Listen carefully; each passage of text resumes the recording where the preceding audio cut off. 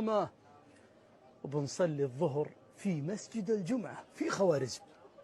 هذا المسجد عمره أكثر من 1000 عام.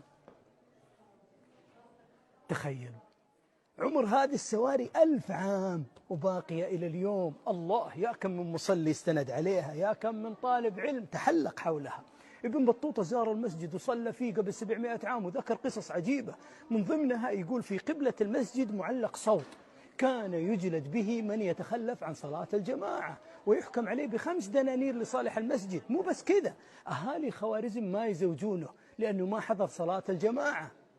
في هذا الحي بمدينة بخارى، وتحديدا في مكان هذه البركة اللي تتضح في الصورة، عاشت شخصية هامة في التاريخ. هنا ولد الإمام البخاري رحمة الله عليه، صاحب كتاب صحيح البخاري.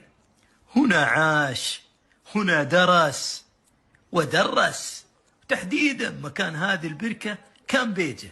كلام ذا قبل 1200 عام يا جماعة الخير. مع الزمن البيت تهدم، لم يبقى إلا أثره. أهالي المنطقة، والكلام ذا قديم، حفروا هذه البركة كسبيل ماء.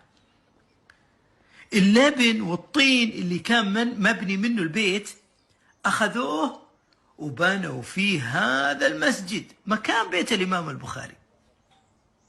ابن بطوطة يوم زار خوارزم دعاه سلطانه وأكرمه وسواله مائدة يصفها ابن بطوطة في كتابه تحفة النظار. يقول قدموا لي الدجاج المشوي والكراكل، الكراكل هي صغار الحمام، وقدموا لي حلوى اسمها الكليجة.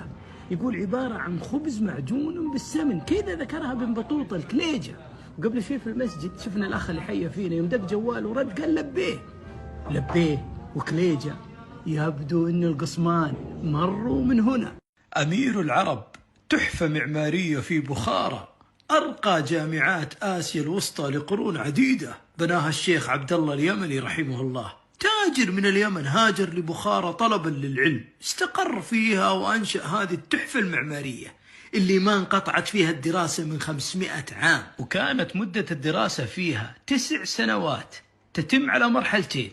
يدرس الطالب فيها علوم التجويد والحديث والفقه وتاريخ الإسلام واللغتين العربية والفارسية، ولا يزال التدريس فيها حتى اليوم.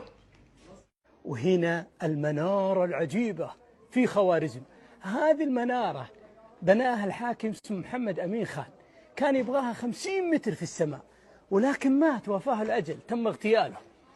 بعد ما مات جاء أخوه بعده، أخوه ما كمل المشروع، بقي المشروع نصف مثل ما تركه محمد أمين خان.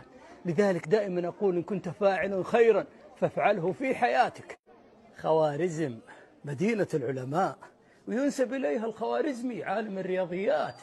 تسمعون أنتم بالسناب والتيك توك وتويتر السوشيال ميديا يقولون خوارزميات، نسبة إلى هذا العالم الخوارزمي من خوارزم. طبعا هو ولد هنا لكن تلقى تعليمه في بغداد وبرع في بغداد، وأيضا درس في هذه المدينة البيروني وابن سينا والزمخشري.